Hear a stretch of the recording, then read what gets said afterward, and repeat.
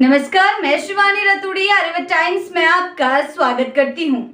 तेजस्वी ने दूसरे दिन भी पटना में अपने सरकारी आवास पर पार्टी नेताओं के साथ बैठक की, जिसमें पार्टी के विधायक, विधान पार्षद, सांसद, पदाधिकारी मौजूद थे।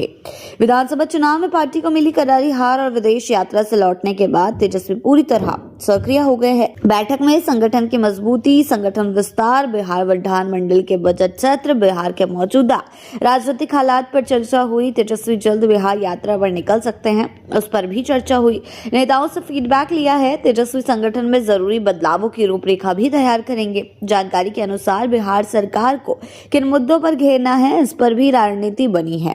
बैठक में हालिया विधानसभा चुनाव में मिली हार की भी गहन समीक्षा की गई है। पार्टी सरकार की नीतियों के खिलाफ सड़क पर उतरेगी, उसकी भी रूपरेखा बन रही है।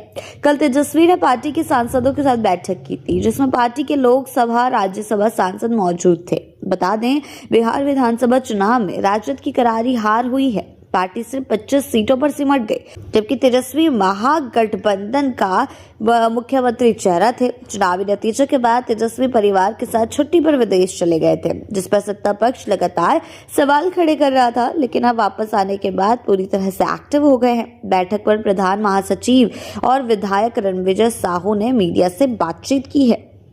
यानी कि कुल मिलाकर तेजस्वी अब एक्टिव हो चुके हैं और उनकी एक्टिवनेस साफ तौर पर दिखाई दे रही है। कि देखने वाली बात होगी कि एक्टिवनेस कब तक दिखाई देती है, क्योंकि जैसे ही वो विदेश से लौटे थे, उन्होंने सबसे पहला कमेंट किया 100 दिन तक हम कुछ नहीं बोलेंगे, लेकिन उसके बाद हम सारी रणनीति तय करेंगे। और ऐसे में अब तेजस्वी का पार्टी में विधायकों के साथ बैठक करना, पार्षद सांसदों के साथ बैठक करना, आगे की रणनीति पर मंथन करना, ऊपर से रोहिणी आचार्य का बयान भी सामने आया है। उन्होंने तेजस्वी को नसीहत दी है कि बैठकों की जगह उसे रणनीति पर मंथन करना चाहिए। हालांकि तेजस्वी अभी समीक्षा बैठकें कर रहे हैं, समीक्षा बैठक कर रहे हैं कि लोगों से, विधायकों से जान सके, नेताओं से जान सके कि कहाँ पर गलती हुई है, कहाँ किस क्षेत्र में कितना नुकसान हुआ है। इससे पहले बैठक में रिपोर्ट भी सौंपी गई थी, उसके बाद अब दोबारा एक बैठक की गई है। यानी कि अब लगातार विपक्ष भी एक्टिव मोड में नजर आ रहा है। एक और नीतीश कुमार समृद्धि यात्रा पर निकले हैं, तो दूसरी ओर तेजस्वी अपनी बैठकें कर रहे हैं,